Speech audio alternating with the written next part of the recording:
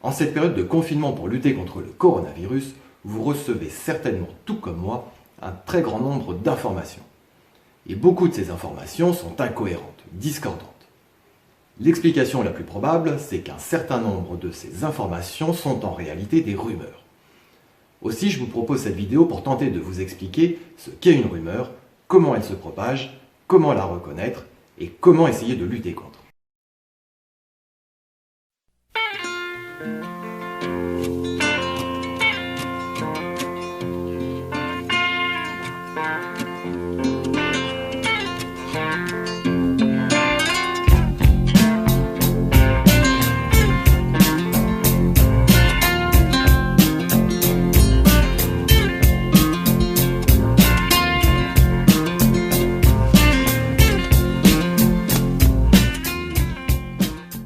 Une définition que l'on pourrait donner pour qualifier les rumeurs, ce serait celle de Allport et Postman en 1945, qui définissent la rumeur comme une affirmation que l'on présente comme vraie sans qu'il y ait de données concrètes pour vérifier son exactitude.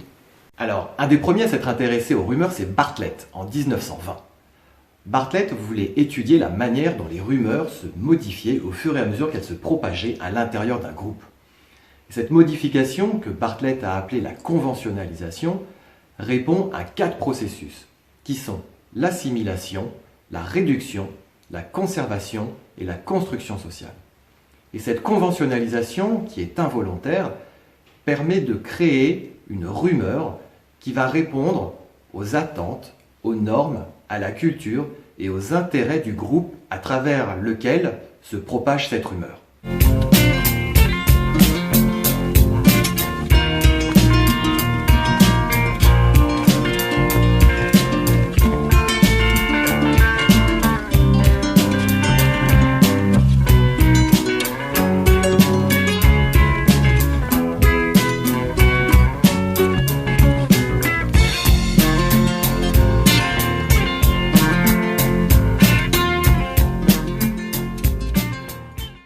Un peu plus tard, pendant la Seconde Guerre mondiale, les principaux belligérants vont comprendre l'intérêt de contrôler et de maîtriser les rumeurs.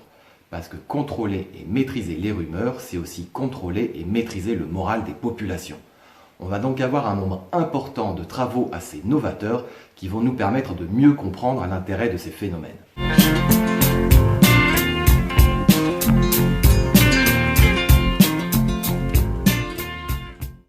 Une première étude réalisée par Allport et Lepkin en 1945 va montrer que l'adhésion d'un sujet à une rumeur va être déterminée par son état d'esprit initial, c'est ce que les psychologues sociaux appellent l'attitude initiale, par son niveau d'implication dans la thématique de la rumeur et par le degré de confiance qu'il accorde à la personne qui lui a raconté la rumeur et dans les personnes qui sont concernées par cette rumeur. Donc finalement, pour qu'une rumeur soit crue, il faut qu'elle soit le plus crédible possible, et on verra plus tard comment rendre une rumeur crédible, mais aussi, il faut qu'elle soit cohérente avec les attentes du sujet. Donc autrement dit, on ne croit et on ne colporte une rumeur que si elle confirme ce qu'on pense déjà, ou qu'elle est cohérente avec ce en quoi on a envie de croire.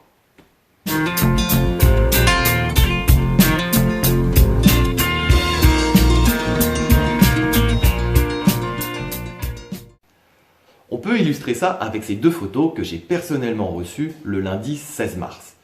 Pour vous resituer le contexte, le lundi 16 mars, on attendait le soir même une allocution du président de la République dont on se doutait qu'il allait nous annoncer un renforcement du confinement. Il y avait beaucoup de rumeurs ce jour-là, dont certaines annonçaient la mise en place d'un confinement strict le lundi soir, d'autres annonçaient ce renforcement le mardi soir, d'autres encore annonçaient un renforcement progressif en banlieue, à Paris et dans le reste du territoire français. Certaines rumeurs annonçaient même la mise en place d'un confinement strict avec une surveillance de l'armée dans les villes. Et c'est pour ça que ces photos ont circulé ce jour-là. Elles n'étaient accompagnées d'aucun texte, d'aucun commentaire, et en fait, ces photos ont circulé sur les réseaux sociaux parce qu'elles confirmaient in fine les attentes que l'on pouvait avoir. Vraisemblablement, cette photo n'aurait pas autant circulé un 13 juillet, alors qu'il était tout à fait normal que les militaires arrivent sur Paris.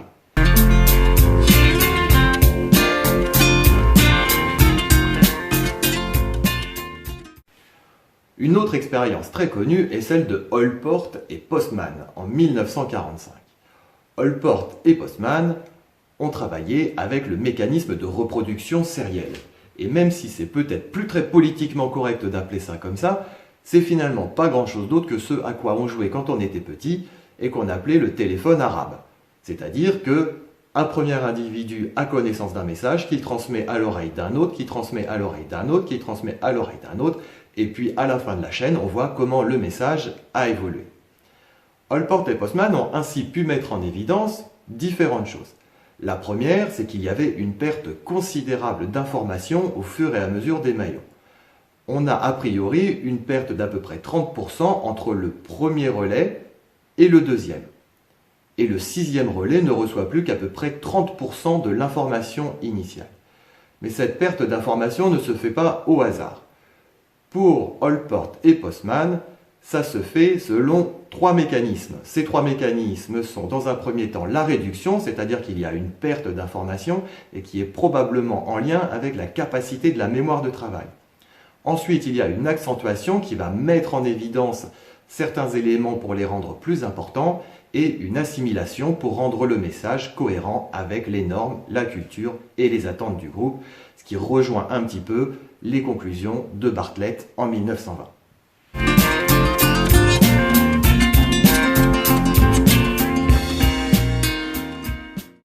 Alors, c'est très difficile de savoir si on est en présence d'une rumeur. Et pourtant, les chercheurs ont mis en évidence 4 éléments qui nous permettent de nous mettre la puce à l'oreille. La première chose, c'est la négativité. Parce qu'une rumeur, ça sert toujours à dire du mal de quelque chose ou de quelqu'un. Ça sert en général à faire peur ou à être anxiogène.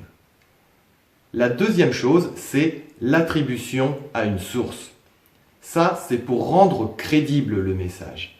C'est-à-dire que l'information commencera toujours par « j'ai entendu ça sur Europe 1 », « j'ai vu ça au journal télévisé de TF1 ». Ou alors, on a le fameux « j'ai ma belle-sœur qui travaille au ministère des Finances et qui connaît quelqu'un de bien placé et qui lui a dit qu'il allait se passer quelque chose de terrible ».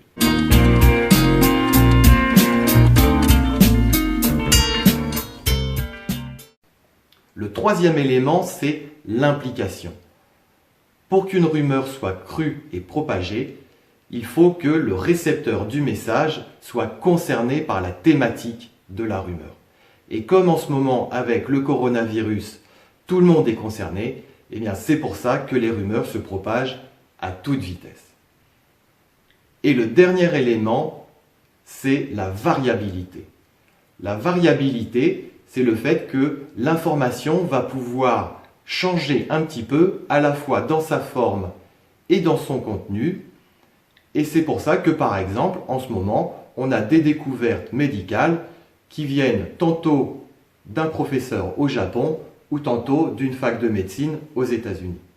Mais la variabilité, elle est aussi temporelle, et c'est pour ça qu'aujourd'hui, avec le coronavirus, on a des rumeurs qui sont exactement les mêmes que celles des années 80 et qu'on attribuait au virus du sida. Bref, si on est en présence de ces 4 éléments, il est fort probable que le message que vous êtes en train de recevoir soit une rumeur.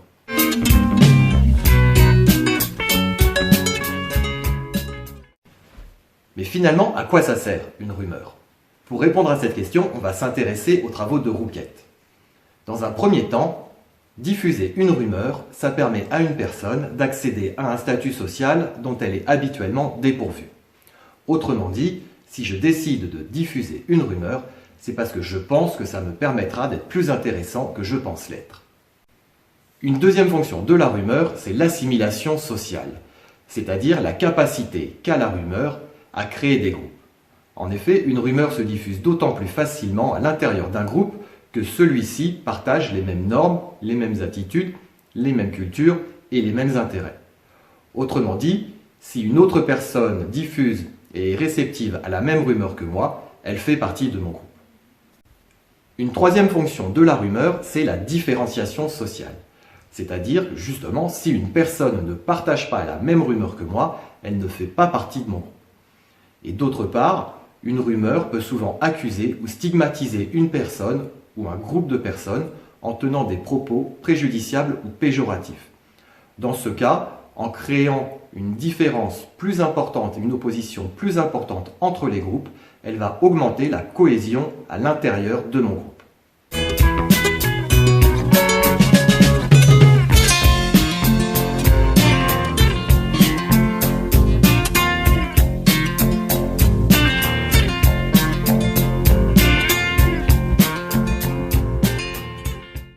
La quatrième fonction d'une rumeur, c'est l'exemplarité de l'histoire. Une rumeur a souvent une fonction de mise en garde, de morale ou de conseil. On a vu d'ailleurs au moment du coronavirus tout un tas de rumeurs avec des informations fausses, mais qui visaient quand même à donner des conseils de prévention et de santé aux gens qui pourraient être en contact avec le coronavirus. Et enfin, la dernière fonction d'une rumeur, et probablement la plus importante, c'est la justification d'un état des choses. Et là, on se rapproche de la croyance en la justice du monde de Lerner ou de la théorie de justification de système de Jost. Globalement, l'être humain a horreur du hasard, a horreur du vide et a horreur de l'absence d'explication. Et plus un phénomène va être complexe et multicausal, plus il va être facile pour une rumeur d'y apporter une solution simple, voire simpliste. Et si cette solution est conforme à mes attentes et à mes stéréotypes, eh bien j'aurai davantage tendance à y croire.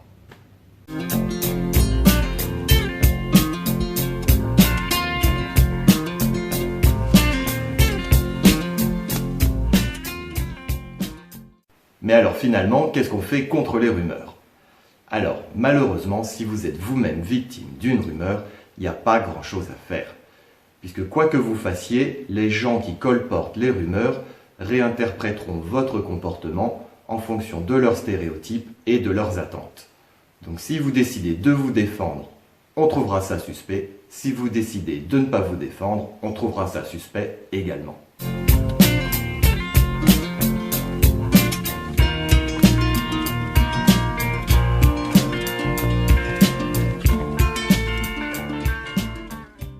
En revanche, si vous dirigez une organisation, comme une entreprise, une société ou un pays par exemple, là il y a des choses à faire.